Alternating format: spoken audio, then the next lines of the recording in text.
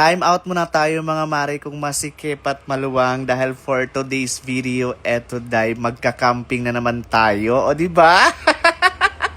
Pero dito lang kami sa malapit mag-camping mga mare sa Viewscape, Tanay, Rizal. O diba bongga? Masyado kasing mainit dito sa Maynila mga mare kaya kailangan natin ng malamig na simoy na hangin at lugar. Ayan, bali ang dami pala naming dala pero isang gabi lang naman kami doon for today's video. Last time nag-camping kami mga mare, wala kaming dalang mga comforter, mga unan. Pero this time I'll make sure talaga na meron na kaming dala day. Kasi nung nakaraang camping namin talaga namang nabasa kami day kasi yung tent pala namin day talagang hahamog yun sa sobrang lamig ng lugar tapos mababasa pati sa loob, nakakaloka. Malaking tulong din talaga sa akin mga mare na bumili ako nitong tent namin kasi hindi na kami mag-rent ng tent doon. Bali ang kasama pala namin si Mark, yung tropa ni Mark, si Sian, tapos yung kapatid ni Sian, ako at si Mister. Pero may mga iba pa kaming kasama day, yung mga tropa ni Tiktik. Tapos ang meet up namin mga mare sa Buso-Buso na day. Nakasasakyan din naman yung mga tropa ni Tiktik mga mare kaya dalawang sasakyan kami papunta doon sa Tanay. Diyos ko day, pag mga kurintahin na talaga tayo, no? Talagang ganito na yung mga gusto natin, mga tahimik na lugar, mga bundok-bundok na, mga nature-nature na. Ganon talaga day pag kurintahin at kurintahin na. At ayun na nga mga mare, kung masikip at maluwang, nandito na si Rakista.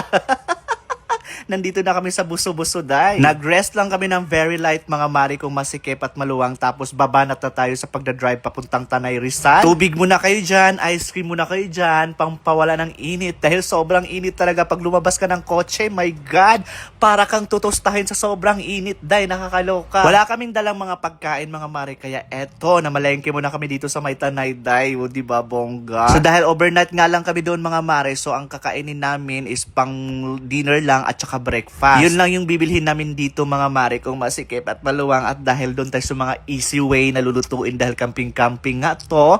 So mag-aadobo lang tayo ng manok at baboy paghalo na rin for today's video. Alam nyo mga mare, nagpapasalamat talaga ako na nagsasakyan ako dahil kasi ang tagal ko nang gustong gawin to yung mga camping-camping sa bundok. Kaso nga wala nga akong sasakyan dati dahil. Kaya hindi ko talaga magawa-gawa yung camping-camping eme dati. So ang habol ko doon sa Viewscape is makita namin yung ano dahil, yung Sea of Clouds. Kasi nga, sa mga social media, meron talagang nakikita na Sea of Clouds. Parang hype na hype talaga sa social media. Tsaka bago ko napili yung Viewscape Tanay, talagang nag-search pa ako kung saan maganda pumunta dito sa Tanay day, kung saan maganda mag-camping dito sa Tanay. At ito nga yung napili ko kasi ang ganda-ganda naman talaga dito day. Well anyways, mamaya na natin pag-usapan yan mga mare kasi eto, focus muna tayo sa pamamalengke natin for today's video dahil ang mahal talaga ng bilihin day.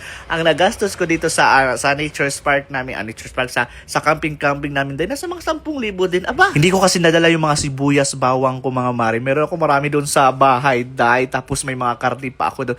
Pero sabi ko, stock namin yun sa bahay. So hindi ko nagagalawin yun. Ito na lang, bibili na lang tayo dito for today's video. So bali, bumili lang ako ng 1 kilong baboy, tapos 1 buong manok. Pinachop ko na ng pang-adobo, day. Tapos ayan, mga lamas, mga sili, at kung iba-iba pa, dyan ang kinukuha ko para sa pagluluto, mga ingredients natin. And everything, you know. Tapos kilala pala ako dyan ng mga tindera.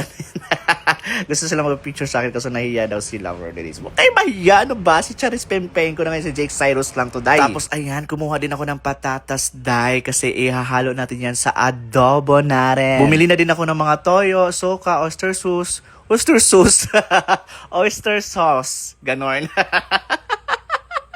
Ay, naku, day. So, ayan na nga mga mare kong maluwang. Grabe, almost 2,000 din yung nabayaran ko dito sa palengke, day. Pero carry lang yan, day, para lang mag-enjoy ang lahat. Alam niyo mga mare, ang tagal kong pinagplanuhan itong camping na to, day. Kasi, supposed to be, magbuburakay kami May 2. So, hindi nga natuloy kasi hindi ko alam kung bakit hindi nagpaparandam si Afam. Siguro, pinipigilan ng boyfriend niya. O, diba? Sana all my boyfriend. Pero nag-chat siya, sabi niya sa akin, magmi-meet daw kami bago siya umuwi. So, bahala ka sa buhay mo dyan. Go, todo na to. Pag mga sesintahin na talaga, day, no, nababaliw talaga sa lalaki, no. Pa 60 years old na kasi si Afam, day, kaya ganyan siya. So, pag may boyfriend siya, talagang mahal na mahal niya. He give it all kahit alam niyang niloloko lang. Oy, chares lang!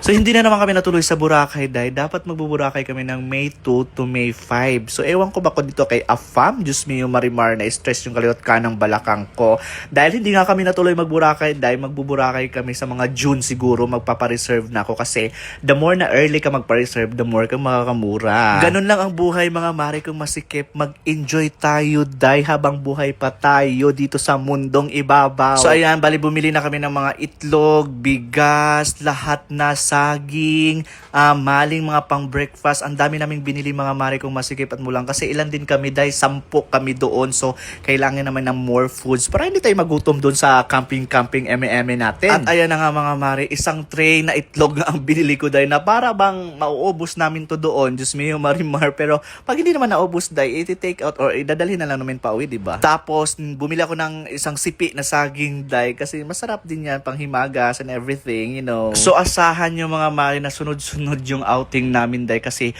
susulitin ko yung bakasyon ni Mister na supposed to be magbuburakay kami kaya lang hindi natuloy. Kaya ang gagawin ko, mag-outing na lang kami, maglog-ilog, camping-camping, pero around Manila lang, around Luzon lang, hindi na kami lalayo ng bonggang-bongga. Tapos na sana kaming mamili dahil tapos naisip namin dahil walang alak. Baka mamaya pagdating namin doon walang bentang alak at ang mahal ng alak doon.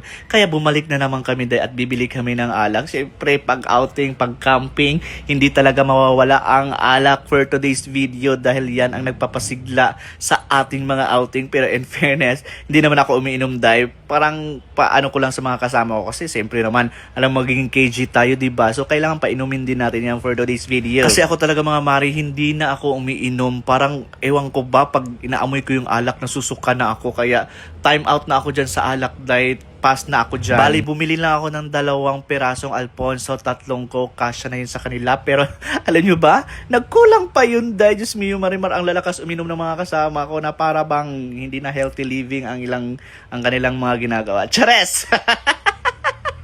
So ayan na nga mga mare ko masikip at maluwang, tapos na kaming mamili at papunta na kami doon sa kung saan pupuntahan namin yung Viewscape Tanay at abangan nyo na lang yung part 2 dahil kasi sobrang haba na ng video, nakakaloka. Ang part 2 bukas na.